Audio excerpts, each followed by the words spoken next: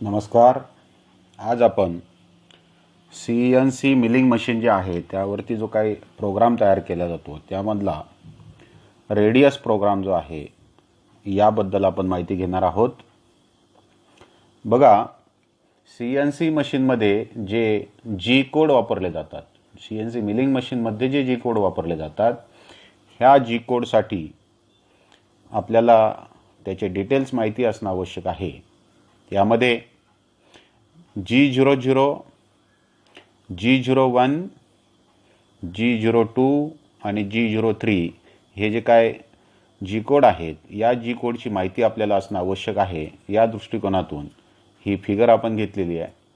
बघा, G00 याचा अर्थ होतो रॅपिड ट्रॅव्हल किंवा रॅपिड ट्रान्सफर्स, रॅपिड मुवमेंट. ही जी काय रॅपिड मुवमेंट आहे ही रॅपिड मुवमेंट आपण ज्यावेळेस CNC मशीनमध्ये प्रोग्राम करतो किंवा त्याचे ड्रॉइंग काढतो यामध्ये डॉटेड लाईननं दाखवली जाते. त्यानंतर G01 लिनियर इंटरपोलेशन किंवा लिनियर ट्रॅव्हल किंवा लिनियर मुवमेंट, ही जी काय मुवमेंट आहे ही प्रॅक्टिकली स्ट्रेट लाईन मुवमेंट असते. मग ती स्ट्रेट लाईन हॉरिझॉन्टल असू शकते, स्ट्रेट लाईन व्हर्टिकल असू शकते, स्ट्रेट लाईन क्रॉस असू शकते, टेपर मुवमेंट असू शकते किंवा चाम्फर मुवमेंट असू शकते. तर बघा, G01 स्ट्रेट लाईन ॲरोनं दाखवलेली मुवमेंट आहे. त्याच्यानंतर तिसरा जो काही जी कोड आहे तो आहे G02 circular interpolation clockwise. Circular interpolation clockwise याचा अर्थ होतो सर्क्युलर मुवमेंट किंवा सर्क्युलर ट्रॅव्हल क्लॉकवाईज, घड्याळाच्या दिशेने. ही सर्क्युलर मुवमेंट क्लॉकवाईज फिगरमध्ये जर बघितलं तर या ठिकाणाहून स्टार्ट पॉईंट हा आहे आणि एंड पॉईंट हा आहे. तर ही जी काय मुवमेंट आहे ही घड्याळाच्या दिशेनं होणारी मुवमेंट आहे, म्हणून G02. किंवा हा स्टार्ट पॉईंट आहे आणि हा एंड पॉईंट आहे, ही जी काय मुवमेंट होते ही मुवमेंट म्हणजे G02. तर क्लॉकवाईज जी काय मुवमेंट आहे, घड्याळाच्या दिशेनं होणारी जी काय मुवमेंट आहे ही मुवमेंट G02 या नावानं ओळखली जाते. त्यानंतर चौथी जी काय जी कोड आहे, हा चौथा G code G03 circular interpolation counter clockwise किंवा अँटी क्लॉकवाईज, घड्याळाच्या विरुद्ध दिशेने. तर घड्याळाच्या विरुद्ध दिशेनं म्हणजेच काय, घड्याळ आपलं क्लॉकवाईज म्हणजे या डायरेक्शननं मुवमेंट करतं, त्याच्या विरुद्ध दिशेनं, याचा अर्थ या डायरेक्शननं मुवमेंट होते अशी जर मुवमेंट असेल तर ती मुवमेंट आहे आपली G03. फिगरमध्ये जर आपण बघितलं तर ही जी काय मुवमेंट आहे ही मुवमेंट घड्याळाच्या विरुद्ध दिशेनं होते, म्हणून ही G03. त्याच्यानंतर इथं एक मुवमेंट आहे, ही मुवमेंट घड्याळाच्या विरुद्ध दिशेनं होते, म्हणून ही सुद्धा G03 मुवमेंट आहे. तर आपण G00, G01, G02 आणि G03 हे जे काही जी कोड आहे, जे प्रोग्राममध्ये अतिशय महत्त्वाचे कोड आहे की हे कोड वापरल्यानंतर आपण जो जॉब आहे तो त्या जॉबचा टूलपाथ किंवा त्या जॉबला बनवू शकतो, असे हे जी कोड आहेत. बघा, फिगरमध्ये एक जॉब आपण तयार करतोय आणि हा जो काही जॉब आहे या जॉबच्या ड्रॉइंगनुसार ही व्हर्टिकल लाईन आहे, एक वाय ॲक्सिसची हॉरिझॉन्टल लाईन आहे एक्स ॲक्सिसची, ज्याला आपण कार्टेशियन कोऑर्डिनेट सिस्टीममध्ये हा जो काही जॉब आहे हा जॉब फर्स्ट क्वाड्रंटमध्ये किंवा पहिल्या अँगलमध्ये आहे. हा जो काही पॉईंट आहे हा पॉईंट म्हणजे आपला जॉबचा वर्क 0, हे स्टार्टिंग पॉईंट. कार्टेशियन कोऑर्डिनेट सिस्टीमनुसार हा आपला स्टार्टिंग पॉईंट आहे आणि या स्टार्टिंग पॉईंटनंतर आपण B या पॉईंटपासून प्रत्यक्ष जॉब चालू करतोय आणि B या पॉईंटपासून आपण C या पॉईंटला जातो, C या पॉईंटपासून आपण D या पॉईंटला जातो, D या पॉईंटपासून क्लॉकवाईज मुवमेंट आपली रेडियस सी होते E पर्यंत, म्हणून इथं G02 लिहिलेलं आहे. त्याच्यानंतर E या पॉईंटपासून आपण F या पॉईंटकडे जातो, ही सुद्धा क्लॉकवाईज मुवमेंट आहे, म्हणून G02 इथं लिहिलेलं आहे. आणि F या पॉईंटपासून पुन्हा आपण B या पॉईंटकडे मुवमेंट करतो, ही स्ट्रेट लाईन मुवमेंट आहे, म्हणून आपण याला G01 असं म्हणतो. आणि हा जो काही जॉब आहे, रेडियसचा जो काही जॉब आहे, या जॉबला 2 mm ची डेप्थ घ्यावी हे आपल्याला फ्रंट व्ह्यूमध्ये इथं दिसतं आहे. आता इथं थोडंसं महत्त्वाचं असं आहे की टूलपाथमध्ये आपण BB BA CA असं लिहिलेलं आहे. हे BA आणि CA याचा अर्थ आपण थोडा समजून घेऊया की हा जो काय टॉप व्ह्यू आहे आणि हा फ्रंट व्ह्यू आहे. टॉप व्ह्यूमध्ये जर आपला टूल इथं असेल तर तो टूल इथं आपल्याला प्रत्यक्ष दिसेल, परंतु जर फ्रंट व्ह्यूमध्ये असेल तर फ्रंट व्ह्यूमध्ये टूल आपल्याला जॉबच्या वरती असला पाहिजे. म्हणजेच ज्यावेळेस आपल्याला काम चालू करायचं आहे त्यावेळेस टूल जॉबच्या वरती असला पाहिजे आणि जेव्हा आपलं काम प्रत्यक्ष चालू असेल त्यावेळेस टूल आपला वर्कपीसमध्ये असला पाहिजे. हे लक्षात येण्यासाठी इथं जर आपण बघितलं तर या फिगरमध्ये तुमच्या असं लक्षात येईल, हा जो काय AB पॉईंट आपण घेतलेला आहे, हा AB पॉईंट याचा अर्थ आहे की आपला टूल हा वर्कपीसच्या वरती आहे. टूल हा वर्कपीसच्या वरती आहे. ही बिफोर पोझिशन आहे. वर्कपीसच्या वरती टूल असणं ही टूलची बिफोर पोझिशन आहे आणि वर्कपीसच्या खाली टूल म्हणजे इथं जर असेल तर ती आफ्टर पोझिशन आहे. तर बिफोर आणि आफ्टर पोझिशन ही जी काही पोझिशन आहे तर BB याचा अर्थ आहे Bची बिफोर पोझिशन आणि AA याचा अर्थ आहे Aची आफ्टर पोझिशन. हे आपल्याला थोडंसं लक्षात राहिलं पाहिजे. म्हणून CA याचा अर्थ Cची आफ्टर पोझिशन, DA याचा अर्थ Dची आफ्टर पोझिशन, EA याचा अर्थ Eची आफ्टर पोझिशन, FA याचा अर्थ Fची आफ्टर पोझिशन, पुन्हा BA याचा अर्थ होतो Bची आफ्टर पोझिशन आणि BB याचा अर्थ होतो Bची बिफोर पोझिशन. बिफोर पोझिशन म्हणजे टूल वर्कपीसमधून बाहेर आला आणि आफ्टर पोझिशन म्हणजे टूल वर्कपीसमध्ये आहे. हे थोडंसं आपल्या लक्षात राहिलं पाहिजे. त्यानंतरच आपल्याला हा जो काय टूलपाथ आहे हा टूलपाथ समजेल. त्यानंतर हा जो काय टूलपाथ आहे या टूलपाथमध्ये आपण G कोड पण जोडून दिलेले आहेत. G कोड जोडल्यामुळं आपण हा बनवलेला टूलपाथ विथ G कोड हा जो काय चार्ट आहे, हा चार्ट किंवा हा जो काय टेबल आहे हा टेबल आपण डायरेक्ट जो काय प्रोग्राम आहे या प्रोग्राममध्ये भरू शकतो किंवा इन्सर्ट करू शकतो. त्यासाठी प्रोग्रामचा आधीचा डाटा, टूलपाथ आणि प्रोग्रामचा नंतरचा डाटा या 3 गोष्टी एकत्र केल्या का आपला फायनल प्रोग्राम तयार होईल. तर बघा, या जे काय आपण चर्चा केली यानुसार पॉईंट्स आहे, G कोड आहे, X Y Z आहे आणि रेडियस आहे, असा आपला टेबल तयार होतोय.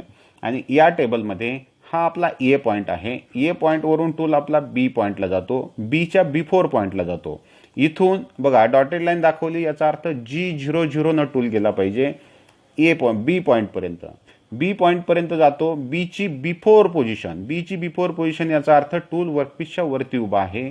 Bची बिफोर पोझिशन रॅपिडली टूल जातोय आणि Bचे जे काही कोऑर्डिनेट आहे 5 5, तर X ॲक्सिसला 5 आणि Y ॲक्सिसला 5 आणि बिफोर पोझिशनचा 5. रिपीट व्हॅल्यू लिहायची नाही म्हणून इथं डॉट टाकलेला आहे. त्याच्यानंतर B पॉईंटवरून आपण C पॉईंटला मुवमेंट करतोय. X ॲक्सिसमध्ये कुठलाही बदल होत नाही म्हणून इथं डॅश आहे. Y ॲक्सिसमध्ये बदल होतोय, BA या पोझिशनला टूल वर्कपीसमध्ये एंट्री करतोय. टूल वर्कपीसमध्ये एंट्री करत असल्यामुळे X ॲक्सिसमध्ये बदल होणार नाही, Y ॲक्सिसमध्ये बदल होणार नाही. Z ॲक्सिस आपण डेप्थ जी काय घेतलेली इथं 2 mm ची घेतलेली आहे म्हणून Z ॲक्सिसला -2 आपण इथे लिहिलेलं आहे. त्याच्यानंतर B या पॉईंटवरून आपण C या पॉईंटला मुवमेंट करतोय. X ॲक्सिसमध्ये बदल होत नाही म्हणून इथं डॅश आहे आणि Y ॲक्सिसमध्ये बदल होतोय. या पॉईंटपासून इथपर्यंत असलेलं Y ॲक्सिसचं जे काही अंतर आहे ते अंतर 25 आपण इथं लिहिलेलं आहे. हीच व्हॅल्यू आपण इथं टाकलेली आहे. त्याच्यानंतर इथं झेडला डॅश टाकलेला आहे, याचा अर्थ टूल आपला वर्कपीसमध्येच आहे, टूल वर्कपीसच्या बाहेर आलेला नाही म्हणून इथं डॅश आहे. त्याच्यानंतर CA या पॉईंटवरून आपण DA या पॉईंटला जातोय. याचा अर्थ Dची आफ्टर पोझिशन, Dची आफ्टर पोझिशन आपली आहे. Xला पण 25 आहे आणि Yला पण 25 आहे. याचा अर्थ Xमध्ये बदल झाला आहे म्हणून इथं 25, Yमध्ये बदल झालेला नाही म्हणून इथं डॅश टाकलेला आहे. Z पण वर्कपीसमध्येच टूल असल्यामुळे इथं पुन्हा डॅश आहे. त्याच्यानंतर D या पॉईंटवरून क्लॉकवाईज मुवमेंट करून आपण F या पॉईंटला जातो, E या पॉईंटला जातोय. तर E या पॉईंटचे जे काय कोऑर्डिनेट आहे ते कोऑर्डिनेट आहे X ॲक्सिससाठी 35 आणि Y ॲक्सिससाठी 15. Xसाठी 35 आणि Y ॲक्सिससाठी 15 आणि इथं जी काय रेडियस आहे ही रेडियस 10 mm ची आहे. इथं रेडियस लिहिलेली जरी नसली तरी असं लक्षात येतं की इथपर्यंत X ॲक्सिसचं अंतर 25 आहे आणि इथून पुढे X ॲक्सिसचं अंतर 35 आहे.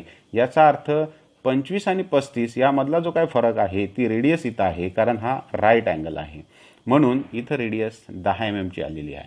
त्याच्यानंतर ई पॉईंटवरून आपण एफ पॉईंटला येतो आहे. एफ पॉईंटचे जे काय कॉर्डिनेट आहे ते कॉर्डिनेट आहे एक्स ॲक्सिससाठी 31 आणि वाय ॲक्सिससाठी 7 आणि तिथं पण रेडियस टाकलेली आहे. ही जी काय दोन्ही रेडियस आहे ह्या दोन्ही रेडियस आपल्या क्लॉकवाईज डायरेक्शनला आहे, म्हणून इथं G02 आणि इथं पण G02 घेतलेला आहे. त्याच्यानंतर एफ पॉईंटवरून बी पॉईंटपर्यंत आफ्टर पोझिशनला स्ट्रेट लाईन मुवमेंट होते, म्हणून G01 घेतलेला आहे स्ट्रेट लाईन मुवमेंटसाठी. आणि बीचे जे काय कोऑर्डिनेट आहेत एक्स ॲक्सिससाठी 5 आणि वाय ॲक्सिससाठी 5. अजूनही टूल आपला वर्कपीसमध्येच आहे, कारण इथं जे काय मायनस आहे हेच आपलं कंटिन्यू झालेलं आहे. त्याच्यानंतर बी पॉईंटवरून आपला टूल बी म्हणजेच टूल वर्कपीसमधून बाहेर येणार आहे. ही जी काय मुवमेंट आहे ही रॅपिड मुवमेंट आपली होते. एक्स हलणार नाही, वाय हलणार नाही, टूल वर्कपीसमधून बाहेर येतो, म्हणजे झेडला टूल जॉबच्या वरती 5 mm येणार आहे. त्याच्यानंतर या पोझिशनपासून आपला टूल एकतर वर्क 0 पोझिशनला जाईल किंवा होम पोझिशनला जाईल. ही जी काय मुवमेंट आहे ही मुवमेंट रॅपिडली होईल. G00, X0 आणि Y0 जी ए पोझिशनच्या मुवमेंट आहे, या मुवमेंट आपण इथे घेतलेल्या आहे. पण इथं असं पण असू शकतं की होम पोझिशनची जी काय कमांड आहे, मग ती फानुक मशीनचं असेल तर त्याची कमांड, किंवा सिमेन्स मशीन असेल त्याची कमांड, किंवा हान्सचं मशीन असेल त्याची कमांड, जे मशीन असेल त्या मशीनची कमांडसुद्धा आपल्याला इथं घेता येऊ शकते. तर हा जो काय टूलपाथ आपण तयार केलेला आहे, या टूलपाथमध्ये आपण एक ॲडिशनल डाटा भरलेला आहे जी कोडचा. हा जी कोडचा डाटा आपल्याला फायनल प्रोग्राममध्ये फायदेशीर आहे. बघा, जो टूलपाथ आपण आत्ता काढला आहे याच टूलपाथनुसार आपण फायनल प्रोग्राम तयार केलेला आहे. आणि हा जो काय फायनल प्रोग्राम आहे हा फायनल प्रोग्राम आहे सिमेन्स मशीनचा. सिमेन्स मशीनचा जो काय फायनल प्रोग्राम आपण तयार करतोय, या फायनल प्रोग्रामला सगळ्यात पहिले प्रोग्राम तयार करताना प्रोग्रामचं नाव, तर प्रोग्रामचं नाव दिलेलं आपण WISH02. म्हणजे हा जो काय प्रोग्राम आहे याचं नाव दिलं आहे. आपल्याला सिमेन्स कंट्रोलमध्ये जर प्रोग्रामचं नाव द्यायचं असेल तर आपण 64 डिजिटपर्यंत, म्हणजे 64 अंक आणि अक्षरं एकत्र आपण नाव देऊ शकतो. ही फॅसिलिटी सिमेन्स कंट्रोलच्या मशीनमध्ये उपलब्ध असते. बघा, यामध्ये पहिला जो काय ब्लॉक आपण लिहितोय N01, G74, X0, Y0 आणि Z0. हा जो काय पहिला ब्लॉक आहे या ब्लॉकला N01 याचा अर्थ आहे ब्लॉक नंबर 1 आणि G74, X0, Y0, Z0 याला ॲटो होम आपण असं म्हणतोय. याचा अर्थ सिमेन्स कंट्रोलच्या मशीनमध्ये जर मशीनला आपण ऑटोमॅटिक होम करायचं असेल तर G74, X0, Y0 आणि Z0 ही कमांड वापरली जाते. प्रोग्राममध्ये आपण प्रॅक्टिकली मशीनमध्ये आपल्याला हाच डाटा भरायचा असतो, पण आपल्याला शिकण्यासाठी त्या प्रत्येक जो काय कमांड आपण वापरली त्या कमांडचे अर्थ आपण इथं लिहिलेले आहेत, जेणेकरून आपल्याला प्रोग्राम कंप्लीट समजेल, ही या पाठीमागची अपेक्षा आहे. त्याच्यानंतर N3 म्हणजे block number 3, G90, G94, G71. G90 याचा अर्थ होतोय ॲब्सोल्यूट प्रोग्राम, म्हणजे आपण जे काय कोऑर्डिनेट काढलेले आहेत हे कोऑर्डिनेट ॲब्सोल्यूटमध्ये आहे.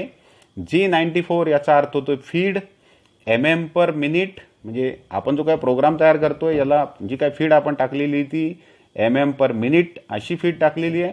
आणि G74 याचा अर्थ होतोय मेट्रिक डाटा, म्हणजे आपण जो काय प्रोग्राम तयार करतोय हा प्रोग्राम मध्ये आहे, मेट्रिकमध्ये आहे, तर त्यासाठी वापरले गेलेले हे वेगवेगळे जी कोड आपण या ब्लॉकमध्ये घेतलेले आहेत. त्याच्यानंतर N4 चौथा जो काय ब्लॉक आहे या ब्लॉकमध्ये T01, D01, M08. T01चा अर्थ होतोय टूल नंबर, D01 चा अर्थ होतोय ऑफसेट नंबर, आणि म्हणजेच टूल नंबर 1, ऑफसेट नंबर 1, आणि M08 याचा अर्थ होतोय कूलंट ऑन. म्हणजे आपण या ब्लॉकमध्ये टूल नंबर, ऑफसेट नंबर आणि त्याचा कूलंट ऑन करणे या गोष्टी या ब्लॉकमध्ये आपण घेतलेल्या आहेत. त्यानंतर N5 हा जो काय ब्लॉक आहे हा ब्लॉक आहे बघा M03S1200. M03S12 याचा अर्थ होतोय spindle rotation clockwise with 1200 RPM revolution per minute. म्हणजे आपण एका मिनिटामध्ये 1200 फेरे पूर्ण करणार आहोत. हे आपण स्पिंडलला म्हणजे टूलला दिलेलं स्पीड आहे. त्यानंतर पुढची इथून इथपर्यंत ही जी काय आहे याला आपण म्हणतोय प्रोग्राम स्टार्टिंग डाटा. म्हणजे प्रोग्राम सुरू करताना आपल्याला हा जो काय डाटा आहे हा डाटा फिक्स असतो, भरावाच लागतो.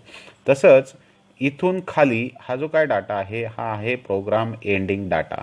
हा पण फिक्स असतो आणि या पॉईंटपासून म्हणजे टूलपाथचा एच आणि टी पासून हा जो काय डाटा आहे हा म्हणजे आपण इथं जो काय टूलपाथ लिहिलेला आहे हा टूलपाथ यामध्ये इथं आपल्याला बघायला मिळतो.